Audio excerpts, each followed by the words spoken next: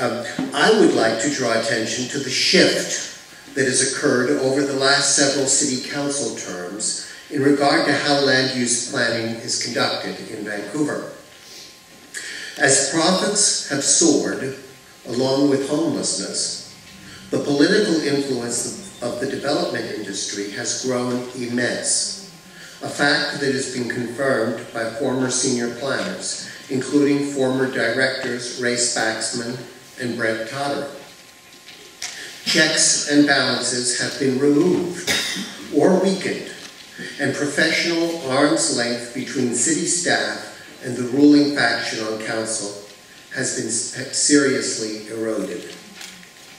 While planners gather and consider public input on planning directions and development proposals, the development go-to guys, primarily councillors Louis and Meggs, confer with the land assemblers, developers, and real estate promoters that collectively contribute millions of dollars to the Vision Vancouver and MPA campaign coffers.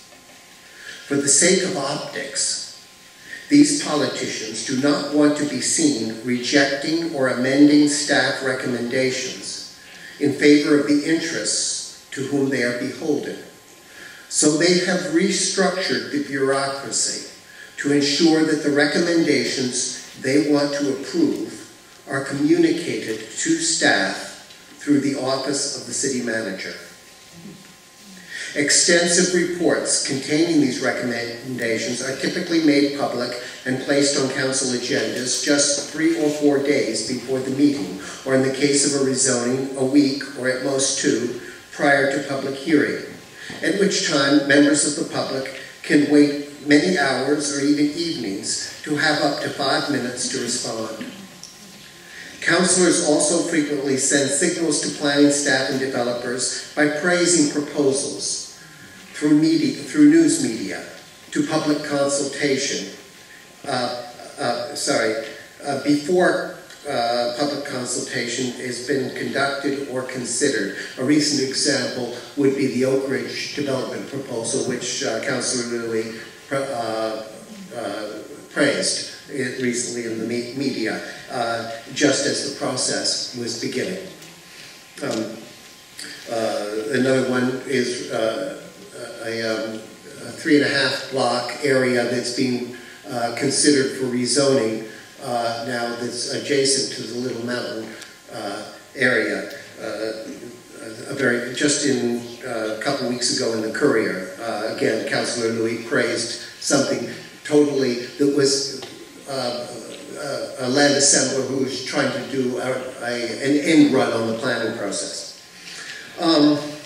Moreover, the gag orders that have been placed on staff by this administration mean that media often cannot get timely answers to questions, with the consequence that news reports are more likely to be inaccurate or misleading and slanted by developer spin.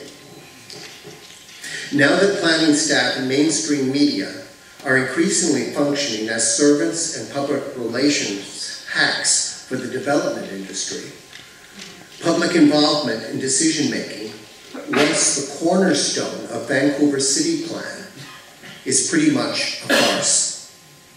Our current city administration is one of the least transparent and accountable in generations.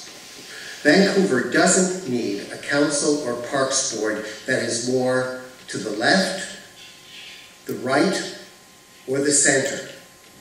Such ideological pigeonholes are not very relevant or informative, especially at the municipal level of governance. What we need are elected leaders with well-defined principles and policies who are not caught in a web of systemic conflicts of interest, but are truly committed to responsible, inclusionary, and participatory democracy. As Jane Jacobs, who I knew very well, used to say, and she said this on more than one occasion, I heard her, for a city to work well for everyone, it must be planned by everyone.